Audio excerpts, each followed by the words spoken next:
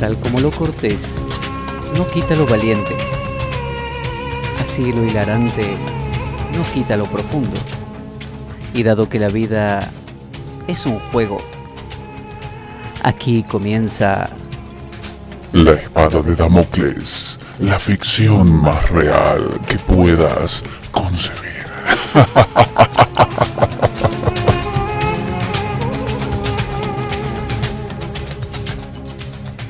La espada de Damocles es un programa que por mera falta de objetividad cree ser diferente.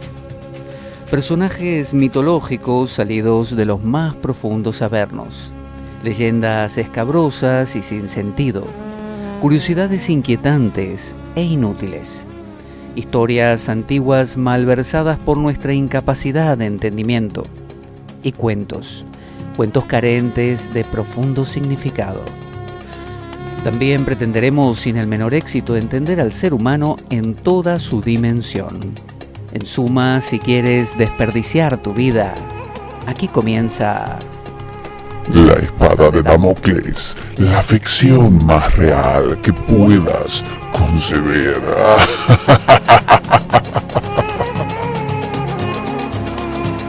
La espada de Damocles se emite todos los lunes de 11 a 13 horas, aquí desde los estudios de Radio Cuca 107.3 de la FM de Oviedo. También domingos alternos, para lo cual puedes consultar en las redes sociales desde la Biblioteca Pública del Fontán, aquí en Oviedo, Asturias, España, de 12 a 13 horas con entrada libre y gratuita. Y lo que hacemos es grabar el programa con asistencia de público. Puedes descargar también nuestros programas grabados desde nuestra web www.espadaweb.blogspot.com. También puedes comunicarte a través de Twitter, @PabloJVeloso, enviarnos un correo con opiniones, comentarios, que siempre leo, siempre leo, info@espadaweb@gmail.com. También puedes comunicarte con nosotros a través de Facebook. Nosotros tenemos un grupo de Facebook llamado La Espada de Damocles, y también puedes compartir el programa. Lo puedes compartir con tus amigos y lo puedes subir con toda libertad a tus canales, de manera que el programa dé vueltas por el mundo. También te cuento que nuestro programa carece de sustento económico externo. Si quieres colaborar y apoyarnos, puedes hacer de cuenta que me invitas un café y dejar una donación equivalente a ello, o lo que tú desees, a través del enlace de PayPal que aparece en nuestro canal en iBooks. Si tienes alguna duda, puedes enviarme un correo para preguntarme al respecto. Desde ya, muchas gracias por ello. Pero sobre todo, Filemón, ¿sabes qué?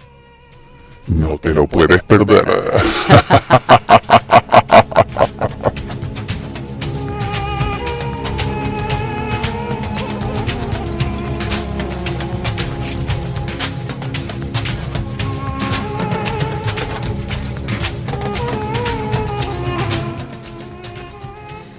Buen lunes para todos, lunes por la mañana. Aquí estamos en los estudios grandiosos de la Radio Cuca, pequeñitos pero con un gran corazón. Estamos para hacer un nuevo programa de La Espada de Damocles. Quien les habla, Pablo Veloso. Y en el día de ayer estuvimos en la Biblioteca Pública del Fontán, como estamos domingos alternos haciendo un programa. Y como hace poquito, solo digamos una semanita o algo así atrás, estuve haciendo un retiro de los que se llaman espirituales, aquí en España, en un sitio cercano al Parque Natural de las Batuecas. Debido a eso, ayer, como estoy medio impregnado del tema cristiano últimamente, aprovechando todo eso, voy desarrollando temáticas que tengan que ver con este tema. Hablé ayer acerca de la misa como una especie de psicodrama catártico. Es un concepto muy muy interesante que nos conecta con los cultos mistéricos de todos los tiempos, e incluido en eso está la misa misma. Hoy, ¿de qué vamos a hablar hoy? Bueno, continuando con ese tema, y debido al pedido de mucha gente que me ha escrito y me dicen, bueno, me imagino, ¿no?, como una especie de advertencia terrible, me imagino que vas a hablar acerca de tu retiro en las Batuecas. Quizá para mucha gente no sea un tema interesante, mucha gente diga, bueno, no es lo que yo preferiría, me interesan temas más, qué sé yo, estrambólicos, más llamativos, y sin embargo creo que este tema es un tema que, más allá de que uno sea creyente de una religión, ateo, practicante, no practicante, resulta interesante porque normalmente cuando nos acercamos a algún monasterio, sea aquí en España o en otros sitios, siempre nos pica ese bichito de qué se hará ahí adentro, ¿no? ¿Qué pasará detrás de esos muros? Esta gente que realmente viene a hacer lo que se llama un retiro espiritual, ¿qué será lo que hace? ¿No? ¿Cómo será la vida cotidiana? Bueno, yo lo hice. Estuve unos 9 días ahí dentro en un monasterio llamado San José de las Batuecas, monasterio carmelita. Y para mucha gente todo esto es un misterio, así que vamos a develar todo lo que tiene que ver con un retiro espiritual dentro del marco, en este caso, del cristianismo, contando un poco mi experiencia y este sitio en particular que tiene la característica de dedicarse con mucha profundidad al silencio. Así que vamos a contar, vamos a hablar, tenemos una entrevista con el fraile que lleva todo esto, el único fraile que lleva tamaño monasterio, llamado el Padre Ramón, que realmente es un genio, es un filósofo. Él se define más como filósofo que como teólogo, así que nos va a iluminar con algunas ideas muy muy interesantes. También vamos a entrevistar, o tenemos la entrevista grabada de Beatriz, Beatriz Canals, que es la presidenta de la Asociación de Amigos del Desierto, que luego contaremos de qué se trata. Y también tenemos unas palabritas ahí de Marco. Marco, ¿quién es Marco? Bueno, es un oyente que caminando por los montes que rodean al monasterio de las Batuecas, ¿con quién me encuentro? Con un oyente de la espada de Damocles, usted puede creer. Así que fue una alegría para ambos. Él ya se la veía venir porque ya lo intuía. Yo no tenía ni idea que él era un oyente hasta que me lo contó. Y bueno, ahí estuvimos charlando un rato e intercambiamos nuestros teléfonos también y quedamos en contacto. Así que yo he ganado un amigo y él contento de haberme, supongo, conocido en persona, o si no, decepcionado, no tengo ni idea. Así que también tenemos unas palabritas que dijo ahí Marco. Vamos a escuchar una canción, así ya nos preparamos. Así que prepárese para incursionar dentro de lo que sería un retiro espiritual, todo lo que se hace, todo lo que tiene que ver con este lado de la espiritualidad que hemos relegado al olvido, porque estamos acostumbrados a una espiritualidad de iglesia, ¿no? Ya sea de iglesia, ya sea si es dentro del yoga o de la India, estamos acostumbrados al templo hindú con las campanitas, estamos acostumbrados al templo budista y algunos rituales que se hacen, y quizá estamos acostumbrados a ver un poquito del Zen, del budismo Zen, donde se hacen sentadas meditativas en silencio, o del Vipassana, estos retiros de 10 días que se suelen hacer de profunda meditación. Así que bueno, todo esto junto lo vamos a ver expresado en un retiro, en un monasterio nada menos que cristiano, aquí enclavado en el centro mismo de España, muy cerca de lo que es Madrid, en Salamanca, y bueno, conoceremos estos detalles, ya sea para que usted diga, me interesa, voy a participar, o para que diga, bueno, sé que ahí no tengo que ir. Así que te habías ido de retiro. Sí, ¿por qué? No, porque te andábamos buscando y no sabíamos dónde estabas. Es que sí, yo dije que me iba de retiro. No dijiste nada, nosotros no nos acordamos ni medio de lo que dijiste. Bueno, lo avisé, que no me hayan prestado atención es otra cosa. Ah, que lo dijiste. ¿Y qué lo dijiste? Para adentro lo dijiste, ¿eh? Te buscamos 9 días buscándote, pibe, por acá, por todos lados. Vinimos a la radio, no hubo programa. ¿Y cómo quiere que haga el programa si estaba en el retiro? Bueno, jeje, podríamos haberlo hecho nosotros, ¿eh? Y te quitamos toda la audiencia. Ya lo sé. Si más de uno me dice que ya están como para hacer cada uno su propio programa. Pero bueno, todavía me refugio en la idea de que algo tengo para dar. No sé qué opina Filemón.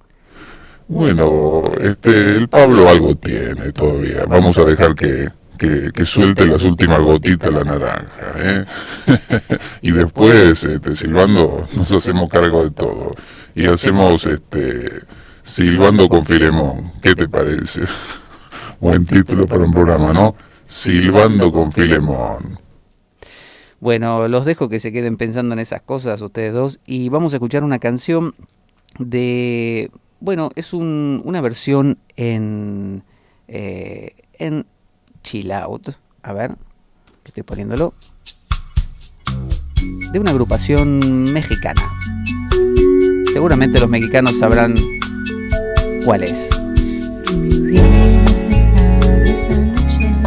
Muchos oyentes mexicanos hay, de la espada de Damocles, así que les envío un saludo muy grande a todos ellos. A ver si saben qué es. No lo conozco. Pero Filemón, vos estuviste por México. Ah, sí, ahora me doy cuenta que es muy bueno, ¿no? A ver, mexicanos, ¿qué es?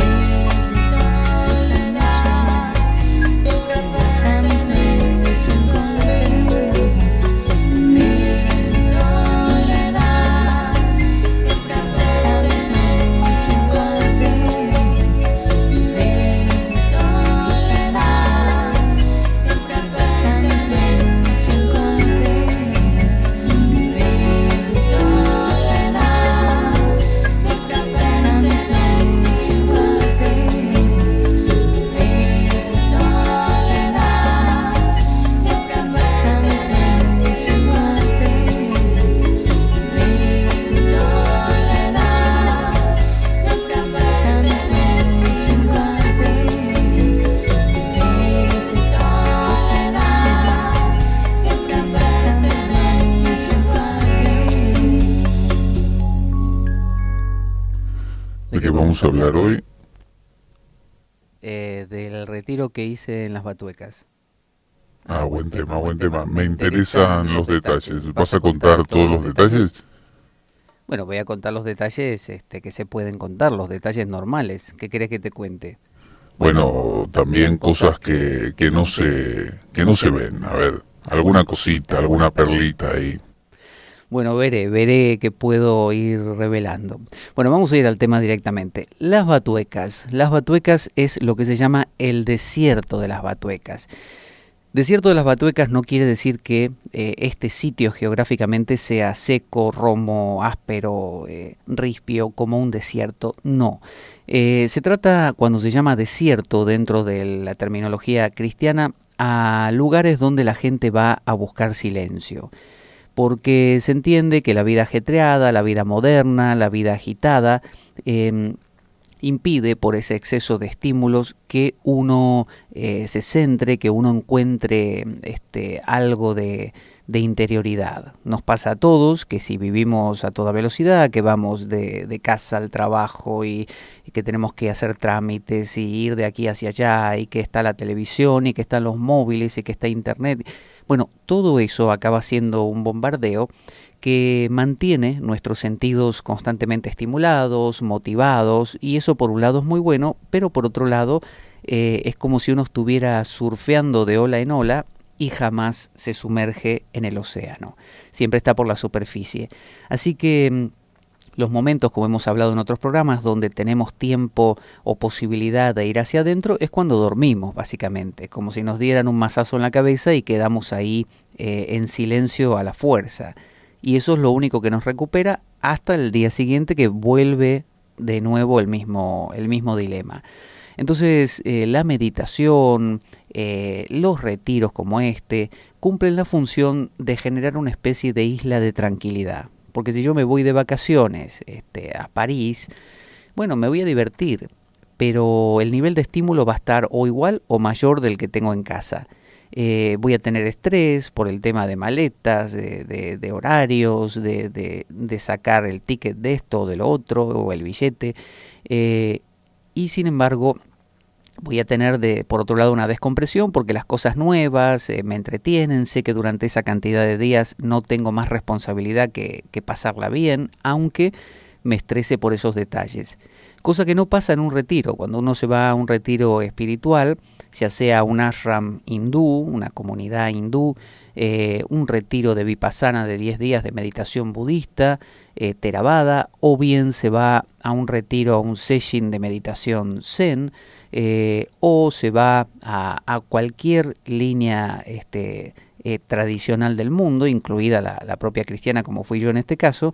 Esto aporta un nivel de silencio y de desconexión sensorial a nivel estímulo muy grande.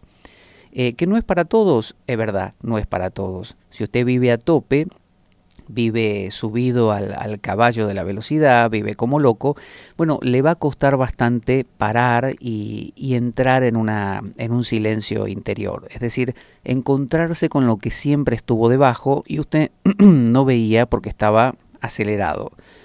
Entonces el retiro es esta oportunidad. Es un sitio donde la gente no le va a hablar, donde usted puede estar haciendo sus cosas, pensando sus ideas, y también dedicándose a la meditación o a la contemplación. La historia de este monasterio es larga. Allá por el 1600 más o menos surge como una de las fundaciones que hace Santa Teresa de Ávila. Santa Teresa de Ávila es esta carmelita que tuvo una gran vida interior, se la considera una doctora de la Iglesia, es decir, doctora de la Iglesia quiere decir que su palabra es muy importante. En su momento se pensó que podía estar endemoniada, loca y una serie de cosas que es normal, a todas las personas en su momento se las trata así y más adelante la gente reflexiona y dice, bueno, ahora que lo pienso me parece que después de que le quemamos todos los escritos, lo torturamos y lo quemamos también en la hoguera, era bueno, la verdad que lo que escribió, este pedacito que quedó me gustó, lástima que no nos dimos cuenta antes. Esto pasó con Orígenes de Alejandría, que la iglesia le quemó todos sus escritos y quedaron 3 nada más o menos. Pasó con, no sé, Juana de Arco, Giordano Bruno y una serie de místicos y pensadores, las beguinas, como Margarita Porete.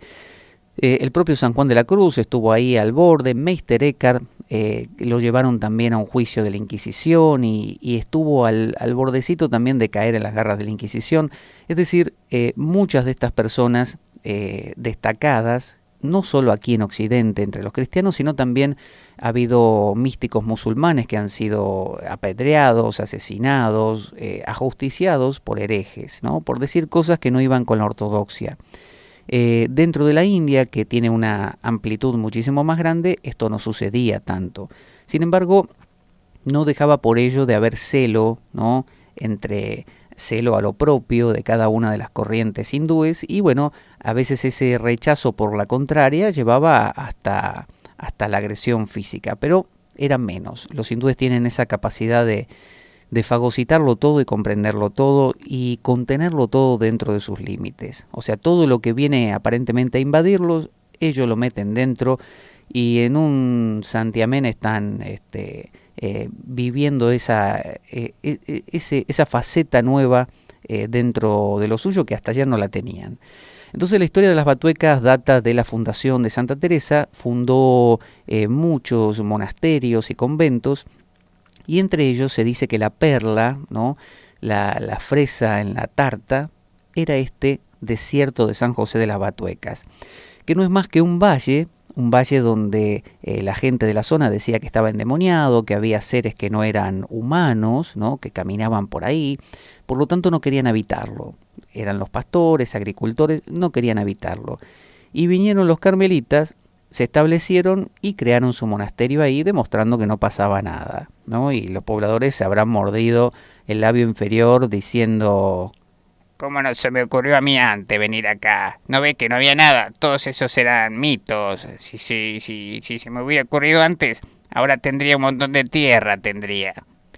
Y resulta que no, se lo quedaron los carmelitas. Así que los carmelitas establecieron ahí un desierto, básicamente buscando la vida eremítica. El ermitaño es el que justamente se retira a una ermita, se retira a un sitio alejado, normalmente solitario, no es que vive en comunidad, suele vivir solo. Entonces la idea de este desierto de las Batuecas, aunque vivan varios frailes, es que cada uno viva no en la misma casa y en distintas habitaciones, sino directamente como en una suerte de pequeñas casitas, llamadas ermitas, que rodean como en un anillo a la iglesia principal. Y luego otras ermitas, como esto es como un valle, el Valle de las Batuecas, imagínese un embudo hecho por montañas, y en la base del embudo está el monasterio, ahí abajo. Entonces estos monjes o frailes se retiran a las ermitas muchas veces, pero no las que están abajo rodeando a la iglesia, sino las que están arriba en la montaña, para tener silencio y tranquilidad. Esto fue así hasta que se dio la desamortización española, que fue un proceso mediante el cual todas las propiedades o gran parte de las propiedades de la iglesia pasaron al Estado. El Estado las vendió o las remató y las Batuecas fue compradas por manos privadas que la compraron por nada, por muy barato, y empezaron a explotar la madera de los árboles que había ahí y también usar la tierra para pastoreo, ¿no? de vacas y otras cosas. A los carmelitas los echaron, se tuvieron que ir y con mucha tristeza, y bueno, la gente que lo llevó al principio no vivía en el propio Batuecas, sino en La Alberca, que es un pueblo que está a unos 13 kilómetros. Entonces no se enteraba mucho de lo que pasaba en las Batuecas, de manera tal que se suscitó un incendio en un momento y se quemó todo. Quedó, imagínense, de todo un monasterio con ermitas y no sé cuántas cosas, quedó, no sé, 2 habitaciones, 2 ermitas o 2 dependencias pequeñas. Todo lo demás se quemó. Todo lo que uno ve hoy es nuevo. Luego pasó de mano privada en mano privada, lo fueron comprando otras personas, ya todo quemado, y lo usaban para lo mismo, porque hay mucho corcho, alcornoque. Entonces, de hecho, los primeros carmelitas trabajaban el corcho y hacían cosas con corcho. No sé exactamente qué, pero ellos modelaban algunas figuritas. Y no sé qué se hace con el corcho, si muebles, además de tapones o sea, corchos de bebidas alcohólicas, no sé. Entonces, fueron pasando de manos privadas en manos privadas, las batuecas, hasta que se le ocurrió al director de cine Luis Buñuel comprarlo. Ese que trabajaba con Dalí, que era compañero de Dalí, bueno, Luis Buñuel, y quiso comprarlo para grabar películas, para filmar películas.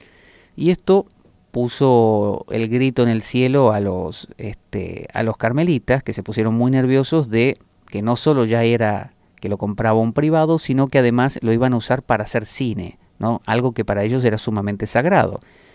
Entonces parece que una familia afín a los carmelitas compró esto y o lo donó o quedó ahí, pero quedó muy cerca de los carmelitas, tuvo unas vueltas más y finalmente, porque ahí se desató la Guerra Civil Española, pasó a ser zona roja, las batuecas, y finalmente regresó, después de muchas vueltas, a las manos de los carmelitas hasta el día de hoy, los cuales tuvieron que reconstruir la mayoría de las dependencias. Todo lo que hoy vemos está hecho nuevo. De hecho, la hospedería donde yo me hospedé, valga la redundancia, fue inaugurada en diciembre pasado, ¿no? O sea que diciembre del 2015, o sea que es nuevo, nuevísimo. Y así todas las dependencias que están ahí. Y continuamente se van edificando cosas nuevas. Por eso, de todas las ermitas que había en la montaña, no las de abajo, solo queda en pie una que ha sido reconstruida, preparada para que los huéspedes, como estuve yo, bueno, usted va de huésped y si quiere se hospeda no en la hospedería como hice yo, sino en la ermita misma, en el medio de la montaña y en la soledad. ¿Qué le parece? Dentro de los primeros carmelitas que había, allá por el 1600, hubo uno llamado el Padre Cadete, que era muy conocido, muy destacado. El Padre Cadete era un hijo de militares y que recibió, por lo tanto, como doctrina militar o entrenamiento militar en un liceo y de familia muy pudiente al mismo tiempo. Le llamaban Padre Cadete porque cuando entró como fraile era la forma de recordar que él había sido militar, ¿no? Entonces, Padre Cadete. ¿Qué hacía el Padre Cadete? Bueno, pidió ir al desierto de Batuecas porque cuando le estaban haciendo el entrenamiento militar, él se quejaba con su madre pidiéndole constantemente que quería dejarlo y que quería hacerse monje o fraile, y tanta fue su insistencia que lo logró. Hizo su adoctrinamiento carmelita y cuando tuvo que, digamos, decidir hacia dónde iba a dirigirse, parece que dentro de la regla carmelita hay un apartado que permite como ampararse, ¿no? En el desierto. Uno puede decir, por ejemplo, no quiero que me envíen a ninguna misión en ninguna parte del mundo. Yo quiero ir al desierto de las Batuecas y me amparo en el artículo número que está acá, en el código de la orden carmelita, por favor.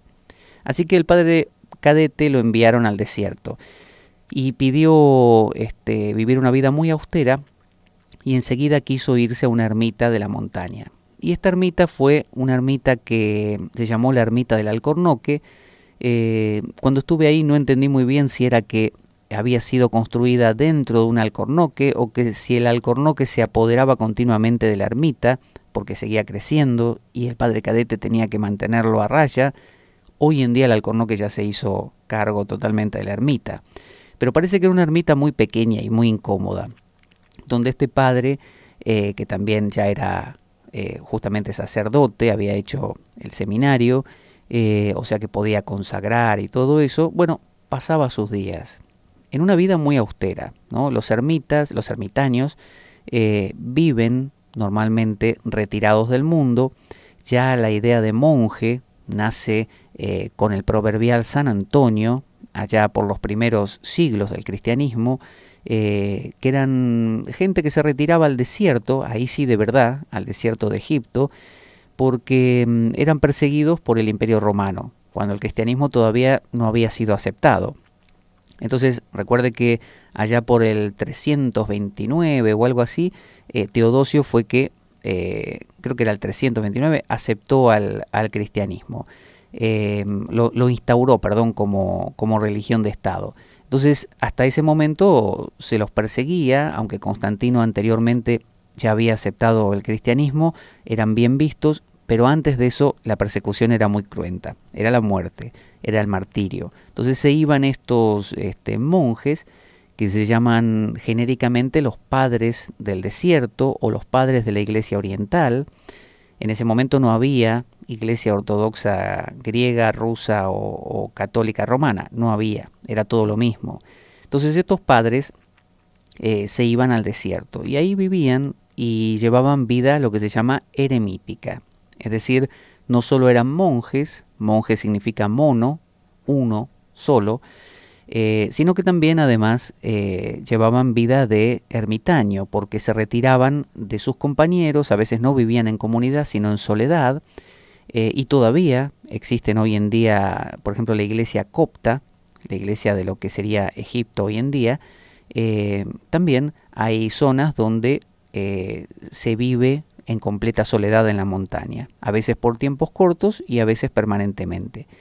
Estos primeros monjes que se iban a vivir así, frailes, en las Batuecas vivían de manera muy cruda. Su propia regla monástica decía que tenían que ser muy austeros, vestir con la ropa más pobre que encontrasen, no comer carne porque es un objeto de lujo, sino comer verduras crudas y cocidas, frutas y cosas que se pudieran mantener fácilmente, que más o menos los alimentasen y que no requiriesen mucho ni gasto económico ni esfuerzo para preparar. Entonces estos ermitaños vivían así, cada uno en su ermita, que imagínense, yo conté los pasos que tenían de tamaño esas ermitas y eran 10 pasos por 3 pasos, más o menos. 10 pasos largos por 3 pasos largos. Ese era el tamaño que tenía una ermita, hechas de piedra, con la calefacción era el fuego. Imagínense, 1600, no había ni corriente ni nada, había un frío que calaba los huesos. Ahí vivían estos monjes, estos frailes, cada uno tenía un campanario ahí en sus ermitas, y así sea que vivieran arriba solos en la montaña o que vivieran en una de las ermitas que estaban rodeando a la iglesia principal abajo, ya más cerca de sus compañeros, todos tenían una campana que hacían sonar en el momento en que era el llamado a la oración, era el horario de la oración. ¿Cómo sabían el horario si no había, digamos, relojes a pila ni cosas así? Bueno, supongo que habría algún reloj en todo el monasterio con mecanismo, y si no, se utilizaban los relojes solares que solían tener los monasterios, que no eran más que un dibujo hecho en el suelo o en la pared, con un palito, ese clásico de reloj solar, y que marcaba, según el movimiento del sol, cuando era el momento de cada uno de los momentos de meditación o de oración del día. Este monasterio de las Batuecas así soportó, por ejemplo, la invasión napoleónica. Cuando Napoleón entró en España, para que se llevó al rey preso y todo eso, que generó de paso la independencia de países de América Latina, como la Argentina, aprovechando esta situación. Bueno, en esa época, 1800 o por ahí, en esa época fue que estas batuecas soportaron este embate porque muchos monjes huyeron pensando que, bueno, vienen los franceses, nos pasan a cuchillo, pero bueno, otros se quedaron y resistieron. Y aparentemente no, mientras otros monasterios fueron quemados, destruidos, las batuecas en ese sentido se salvó. Así que luego, hasta el día de hoy, que se ha reconstruido, sigue funcionando de una manera realmente muy eficiente. Entonces, la historia tiene que ver con eso. Fundación allá por el 1600, privatización luego con la desamortización española, incendio, destrucción, paso de mano en mano, finalmente vuelve a los carmelitas y se vuelve a reconstruir. Soportó también la guerra civil, como tantos otros sitios en España, algunos quedaron derruidos. Este monasterio en ese sentido se salvó. El monasterio tenía la clausura papal, ¿no? Y la sigue teniendo. La clausura papal es cuando el papa determinaba que cierta zona era privativa solo de los monjes. como decir, de este muro para allá, solamente los monjes pueden entrar. ¿Y no podía entrar nadie más? No, no, nadie más. Como que, por ejemplo, un perro podía entrar, Bueno, sí, un perro sí. y entonces, ¿qué era lo que no podía entrar? Bueno, por ejemplo, no podía entrar una mujer. Como era un monasterio de hombres, la clausura papal decía que si entraba una mujer, quedaba inmediatamente excomulgada. Esto quiere decir que nunca más podía comulgar en su vida, con lo cual usted dirá en esta época, ¿y a mí qué me importa? ¿Me voy a hacer budista y ya está? ¿O me hago musulmán? Bueno, pero en esa época no. En esa época no había otras religiones dando vueltas. Si había, se conocía el Islam y era el enemigo. O sea que si a usted lo excomulgaban, usted se quedaba fuera del universo directamente. Era lo peor que le podía pasar. Era como cuando a un griego lo exiliaban, más o menos. Entonces, si entraba una mujer al monasterio, pero ahí aclaraba que no importa por qué razón fuera, se podía, no sé, tener convulsiones, desmayar o lo que fuera, no se la podía hacer entrar. Y si algún fraile era el agente de que esto sucediese, que la entraba, digamos, ese fraile quedaba también excomulgado. Así que era durísimo en esa época. Hoy en día no. Es decir, hay una clausura todavía, es decir, una zona que es privativa de los frailes, y luego en las hospederías, básicamente los que van a hacer retiros, cuando yo fui por lo menos, eran el 99% mujeres. Había 2, 3 hombres, pero la mayoría eran mujeres. Es decir, que los tiempos cambian y los monasterios también se adaptan. Entonces, la orden que lleva este monasterio es los carmelitas. Para que usted se dé una idea, los carmelitas es una orden muy antigua, pero los exponentes más clásicos son San Juan de la Cruz, este místico español que compuso unas poesías grandiosas, que lo metieron preso sus propios compañeros religiosos, con la pretensión de que se muriese en la cárcel. ¿Por qué? Porque bueno, él quería hacer unas especies de renovaciones dentro de la orden carmelita que lo amparaba bajo el término descalzos, ¿no? Hasta ahí eran los carmelitas y él empezó a diferenciar entre los carmelitas calzados y los descalzos. Esto quería decir que él pretendía hacer la orden de nuevo más austera, cosa que a sus compañeros no le gustaba y por lo tanto lo metieron preso. No era idea de él, la ideóloga de este asunto era Santa Teresa de Ávila, que tenía estas ideas, estas sensaciones y lo convocó a San Juan de la Cruz para que llevara todo esto adelante. Entonces, Teresita de Lisieux, ya más cerca de nuestro tiempo, la que le dicen la santa francesa, ¿no? Teresita de Lisieux, mucho más dulce y humilde y sencilla, comparada con Santa Teresa, que era una gran, tenía gran personalidad, tenía dones de mando. San Juan de la Cruz, un gran místico, un teólogo, un filósofo. Teresita de Lisieux era más sencilla. Bueno, estos tres son los exponentes más clásicos dentro de la orden carmelita. San Juan de la Cruz y Santa Teresa de Ávila eran de la misma zona española, mientras que Teresita, como su nombre lo indica, era de Lisieux, ¿no? En Francia. Entonces, este monasterio tiene la clausura papal, que hoy en día solo implica algo más protocolar. Yo, de hecho, por error me metí en una zona que era de la clausura del monasterio y después una compañera de retiro me explicó, de ahí no hay que pasar, de ese muro, porque ahí está la clausura papal.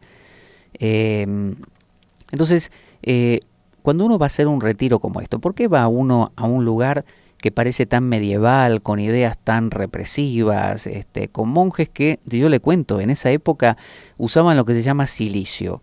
El cilicio es una especie de cinturón que usted se pone, ya sea en el vientre, en el pecho, en las piernas, en un brazo si quiere, que está hecho o de un tejido de un entretejido básicamente, con puntitas que salen, hecho con un hilo muy duro para que se le clave en la piel y le raspe y le moleste y le pinche, algunos hasta de metal, que servían para mortificación, fíjese. Y después estaba la disciplina. La disciplina es lo mismo, pero en forma como de látigo, que usted se lo da en la espalda, ¿no? El clásico. Es decir, los monjes usaban eso. San Juan de la Cruz lo usaba también, Santa Teresa lo usaba también, me lo contaba el padre Ramón, que es con el que hablé aquí en el monasterio. Es decir, eran en esa época, tenían una visión muy dura de la espiritualidad, de mucha austeridad, privación, automortificación, y a decir del padre Ramón, vivían 30 años después, claro. Hoy en día las cosas han cambiado. Hoy en día hay un retorno, me decía el padre Ramón, al Jesús, decía, judío. El Jesús judío era el Jesús que bailaba, iba a bodas, se reía, bebía, comía, ¿no? Estaba con una prostituta, no tenía problema con eso. Es decir, para él lo sensorial no era problema, porque para el mundo judío no lo es en general. Uno lee el Antiguo Testamento y no hay célibes. No hay tampoco gente que se torture. Hay gente que se pone contenta porque tiene más hijos, porque tiene ganado, porque la cosecha le fue bien. Es decir, el judío es alguien que celebra la vida, celebra lo que Dios le da en la vida, básicamente. Y las cosas que pide suelen ser cosas para la vida. Ni siquiera el judío es alguien que piensa mucho después de la muerte. El judío normalmente no tenía una idea post-mortem ahí fija. Había algunas sectas que tenían algunas ideas, pero en general no. Mientras que el cristianismo paulino, mucho más platónico, sí empezó a postular un post-mortem, empezó a postular esta idea platónica de que el mundo es negativo y el mundo espiritual, por otro lado, es positivo, que el mundo carnal es negativo y el espiritual es positivo, por lo tanto hay que deshacerse del carnal para llegar al espiritual, y entonces se ocurre todo esto de ayunos, celibatos, austeridades, ¿no? Privaciones, mortificaciones, para mantener a raya, para que no avance el mundo carnal y así poder conseguir el espiritual. Dice el padre Ramón, que en un ratito vamos a escuchar su fantástica entrevista, que eso no es el cristianismo, dice él. Para él el cristianismo, yo le pregunté, bueno, ¿qué es? ¿Cómo lo definiría el cristianismo? Y me dijo, amor. Pero no este amor de sentimental o sensiblero, de estar, no sé, deshaciéndose simplemente por el prójimo a lágrimas y no sé qué. No, no, no. Amor es vínculo, amor es relación, amor es conexión. Conexión con el otro, conexión con la divinidad, conexión con el placer y los sentidos también. Pero claro, mesuradamente, espiritualmente podríamos decir. Entonces él habla de una forma de vivir la religión, la espiritualidad, que esto se aplica a cualquier corriente que uno lleve, de cualquier religión del mundo o de cualquier tradición, que no niega lo sensorial, sino que encuentra lo espiritual en lo sensorial, muy parecido al Tantra. Esa es la visión del padre Ramón. Que obviamente está dentro del marco de la Iglesia Católica, es bajo la orden de los carmelitas y con toda esa institución en sus espaldas. Sin embargo, como una vez dijo el padre Mujica en la Argentina, dijo un gran intelectual que se hizo sacerdote, y cuando le preguntaban, ¿cómo usted un gran intelectual, un lector de libros, un hombre que disfruta del pensamiento, se mete en algo tan anacrónico, tan oscuro como es la Iglesia Católica? Y él dijo, yo me acerqué, no sé por qué, por casualidad, supongamos, y pensé primero, bueno, aquí no voy a tener ni cabida, no voy a estar encarcelado. Y descubrí, dice, que tenía un espacio de libertad dentro de lo que elegí. Y bueno, eso me gustó. Entonces, y se quedó. Es decir, él encontró la posibilidad de seguramente estudiar, leer. De hecho, el padre Ramón lee muchísimo de filosofía, de historia, de crítica religiosa, de historia y revisionismo histórico del propio Jesús. Lee y estudia a muchos pensadores, y no solo de Occidente, sino de Oriente. Yo hablaba con el padre Ramón y él me hablaba de Samadhi, de Vipassana, de Zen, me hablaba de Nirvana, me hablaba de un montón de cosas, de pensadores hindúes, de un montón de cosas de otras culturas. que no hubiera sucedido esto varios siglos atrás, y a veces ni 50 años atrás. Entonces, la apertura de este hombre, que dentro de un ratito escucharemos su entrevista, realmente es inusitada. Y eso demuestra que se puede encontrar un espacio de libertad dentro del marco de una tradición. ¿Por qué digo dentro del marco de una tradición y no fuera de ella? Porque básicamente uno no puede estar fuera de ninguna tradición, o sea, de todas las tradiciones. Uno siempre está dentro de algo. Uno dice, por ejemplo, yo no quiero ser anarquista. Y bueno, si uno no es anarquista, no lo será, pero caerá dentro del comunismo, caerá dentro del neoliberalismo, y si no quiere ser neoliberalista, ni comunista, ni anarquista, y bueno, se hará, no sé, pesimista, qué sé yo, alguna cosa acaba siendo, porque algún marco de comprensión de la realidad uno debe tener para poder aprehender, captar al mundo. Entonces, es imposible no tener ninguno de estos marcos. Vamos a escuchar una canción, así reflexionamos sobre estas cosas, una versión también en chill out, en este caso de nuestro amigo Michael Jackson. Y cuando volvamos, vamos a profundizar más en las batuecas y vamos también dentro de un ratito a escuchar la entrevista de el padre Ramón y también de Beatriz Canals y las palabras del amigo Marco. No se vayan. Take you right, just show your face in broad daylight. I'm telling you on how I feel. Gonna hurt your mind. Don't shoot to kill. Come on.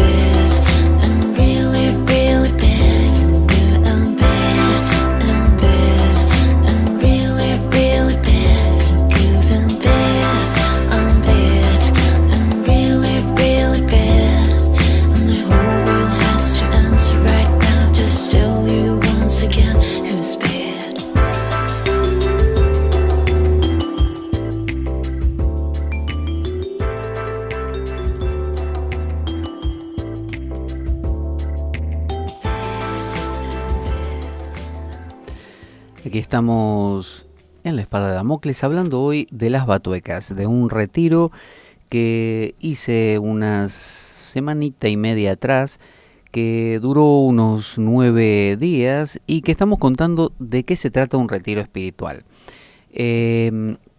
Hablábamos de la historia de las batuecas, hablamos un poquito de el fraile, que es el padre Ramón. Es el único fraile que hay en todo el monasterio, no hay más. ¿Por qué? Bueno, la gente se muere.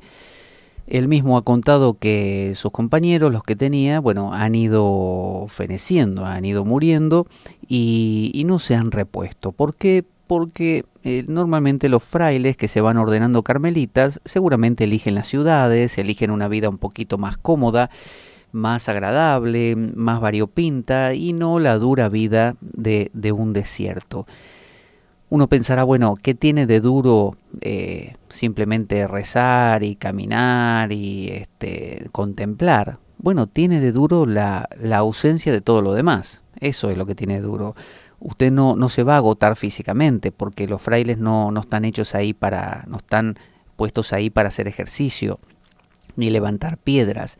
Pero usted cuando vive ahí, bueno, el régimen de silencio, el no tener el cine, la televisión, el móvil, el internet, sentarse ahí a ver una película o no sé, usted dice tengo ganas de, qué sé yo, de irme a andar en bicicleta. Y no, porque ahora usted fraile se queda ahí adentro. Como mucho cumple las funciones que le dicen, lleva una vida súper tranquila y todo lo que quiera, pero le falta lo otro. Entonces estamos tan acostumbrados, aún los que profesan vidas religiosas, a la variedad del mundo, a la multiplicidad de estímulos, que cuesta mucho entrar en este otro ritmo, que es el ritmo de un monasterio. Por eso ir como huésped es una gran cosa, porque es como decir que uno puede tener eso sin estar, tener eso sin el compromiso, ¿no? Es como si a uno le dejaran probar algo sin obligación a compra, ¿no? Es decir, uno va, está con la tranquilidad, el silencio, hace la misma vida que haría un monje, solo que no tiene ningún tipo de exigencia porque no hay voto de obediencia alguno, usted no necesita obedecer a nadie, en eso es diferente a un monje o a un fraile, y además usted disfruta de toda la tranquilidad que un fraile tiene ahí. Entonces, ¿cómo es un régimen de retiro? ¿Qué hace uno en un retiro? Yo le voy a contar mi experiencia, así se entiende un poco cómo va el asunto. Cuando yo llegué, que encontré este monasterio a través de internet, básicamente. Yo no lo encontré preguntando a otros. De hecho, tengo una monja amiga que, la hermana Isabel, a quien le mando un saludo, que le pedí algún sitio para hacer retiros espirituales, porque yo en la Argentina solía ir a un monasterio trapense. Los trapenses son benedictinos con una reforma de su regla que es un poquito más estricta y tienen esto del canto gregoriano, son monasterios muy grandes, muy agradables, muy guapos, con paredes muy gruesas y sus oficios diarios, que es lo que se llama liturgia de las horas, que lo tiene toda la iglesia. La liturgia de las horas no es más que dividir el día en varios horarios, en periodos de 3 horas, ¿no? Que comienzan desde muy tempranito a la mañana y acaban justo antes de irse a dormir. O sea, comienzan cuando usted se levanta y acaban cuando usted se acuesta. Así como el musulmán tiene que hacer 5 oraciones diarias, de la misma manera, obligatorias y distribuidas en el día, de la misma manera el cristiano debería hacer la liturgia de las horas, que consiste en la lectura pausada y consciente de básicamente de un par de salmos, algunas oraciones extraídas del Evangelio o del Antiguo Testamento, algún himno que se agrega, alguna antífona, como se dice, y algunas oraciones de pedido, ¿no? Que se agregan. Todo esto suele venir en algunos libritos llamados breviarios, ¿no? o simplemente diurnales o liturgia de las horas. Y son libros normalmente en varios tomos porque abarcan todo el año y van variando según cada momento del año. No son obviamente los mismos salmos ni nada.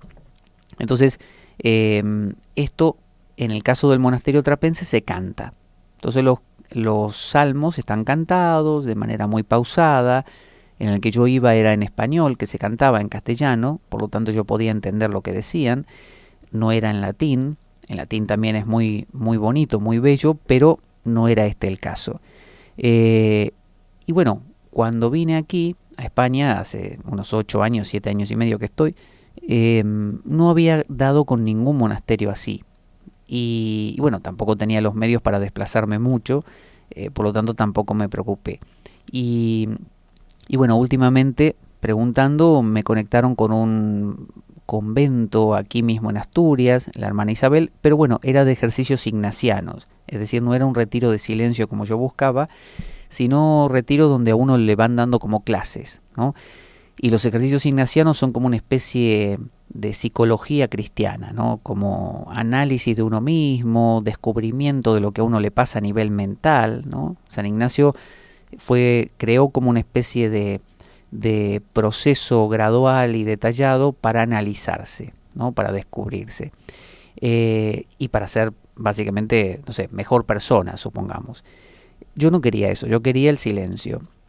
Entonces seguí buscando y no sé cómo encontré este monasterio aquí en Castilla-León, que es entre Salamanca y Cáceres, está justito en el borde. Bueno, este monasterio, que tiene su página también, si la quieren visitar, es www.monasteriodelasbatuecas.wordpress.com.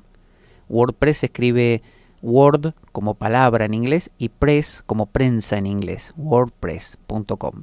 monasteriodelasbatuecas.wordpress.com. Y si no, se pone en internet Las Batuecas Monasterio y ya sale en Google. Entonces vi esta página, me encantó porque era un lugar silencioso, súper de retiro contemplativo. Vi algunos de los textos que tenían en esta página, una página muy desactualizada porque ellos no tienen internet en el monasterio y tienen que actualizar cuando pueden la página, cuando salen. El padre Ramón sale a buscar con la furgoneta hasta la alberca a comprar comida y esas cosas para traer al monasterio cada tanto, cada varios días. Y es el único fraile que hay. El monasterio, el tamaño que tendrá, yo quizá me equivoque al calcularlo, pero supóngase que es como, no sé, 8 manzanas, creo yo, entre todo el predio, unas 8 manzanas, 6 manzanas, ¿no? Como de una ciudad, unas 6 manzanas, u 8. Eso es el tamaño que tiene, entre las hospederías, el monasterio mismo, sin contar las ermitas que están en la montaña. Si no, diríamos que el tamaño es todo un valle, todo el valle. Para todo eso lo lleva una sola persona, el fraile Padre Ramón. En la página dice que hay otros frailes que en algunos momentos del año vienen, pero no se quedan permanentemente. Yo he visto venir sacerdotes, he visto venir un fraile jovencito como si fuera un novicio, pero estuvieron 2-3 días y nada más. Pero el que se queda permanentemente es el Padre Ramón, y por los dichos de la gente es el que siempre está y no hay otro. Así que es una sola persona para llevar todo eso. ¿En qué consiste el retiro entonces? Yo descubrí este lugar y llamé, pregunté y me dijeron, bueno, sí, simplemente tiene que decir cuándo quiere venir y si está libre se puede venir tranquilamente. Se manejan con una donación que es sugerida de unos 30 euros por cada día de estancia, y eso involucra una habitación propia, con un baño propio dentro de la habitación, con agua caliente, con plato de ducha, con calefacción graduable ahí dentro. Tiene una cama, tiene un escritorio, tiene sus sillas ahí, su mesa de noche, un armario y nada más. Eso es todo lo que tiene. Y se le dan 3 comidas diarias: el desayuno, el almuerzo o la comida y la cena. Entonces se sugiere eso de 30 euros, pero el Padre Ramón me contaba que algunas personas que él ha conocido que han tenido problemas económicos no tienen ningún problema y han ido igualmente al retiro más de una vez sin costo o con reducciones en ese costo. Pero igualmente, para quien tiene un sueldo normal, esto es muy, muy accesible y además el lugar es precioso.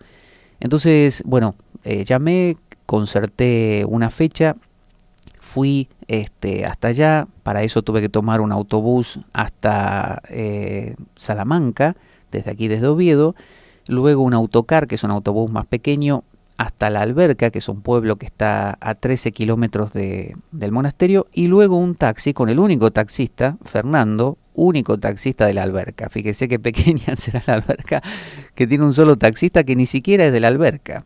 Él es de otro pueblo cercano, pero él va a La Alberca a trabajar porque su pueblo debe haber 3 personas. Entonces, Fernando, que no creo que escuche este programa, pero que igualmente le mando un gran abrazo, un gran tipo, muy gracioso. Bueno, es el que, al que no tenga coche como yo, lo lleva hasta, que son, no me acuerdo si 3 kilómetros, 4, 5 kilómetros, hasta, son 15 minutos, una cosa así, o 20, hasta el monasterio mismo.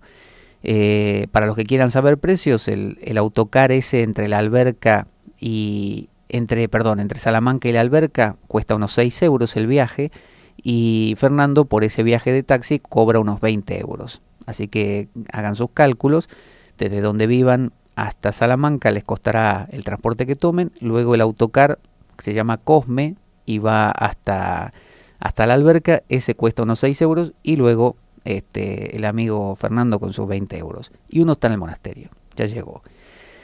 ¿Qué tiene que llevar? Bueno, tiene que llevar artículos personales como desodorante, shampoo, jabón, cosas propias, porque lo demás, toallas, sábanas y todo eso lo ponen ahí en el monasterio. Entonces me recibió el padre Ramón, me llevó a conocer la habitación y me explicó el funcionamiento básico de la rutina. Me dijo que diariamente a las 7 de la mañana se hacía la liturgia de las horas. Hay de las 7, 7, de las 7 momentos del día en que se divide, que yo conté hace un ratito, de la liturgia de las horas, esos 7 momentos donde todo cristiano debería, no solo monjes, sino lo ha dicho inclusive el Papa, creo que era Juan Pablo II, que dijo que toda persona que adhiera al cristianismo debería cortar su día haciendo la liturgia de las horas, leyéndola, sea en grupo o individualmente. De hecho, los monjes, por ejemplo, benedictinos, si suena la campana que es, no sé, nona, ¿no? Una de los momentos, y están en el medio del campo arando, bueno, tienen que detenerse y hacer la liturgia de las horas ahí, en el medio del campo, si no pueden acercarse al monasterio. Entonces, hoy en día, para no comprar estos libros, estos breviarios que suelen ser caros, porque son voluminosos, hay aplicaciones de móvil. Hay una que se llama EPREX, que es la liturgia de las horas, y donde le viene para cada momento del día. Tengan en cuenta que comienza con laudes, que sería como a las 6 de la mañana, y de ahí usted va calculando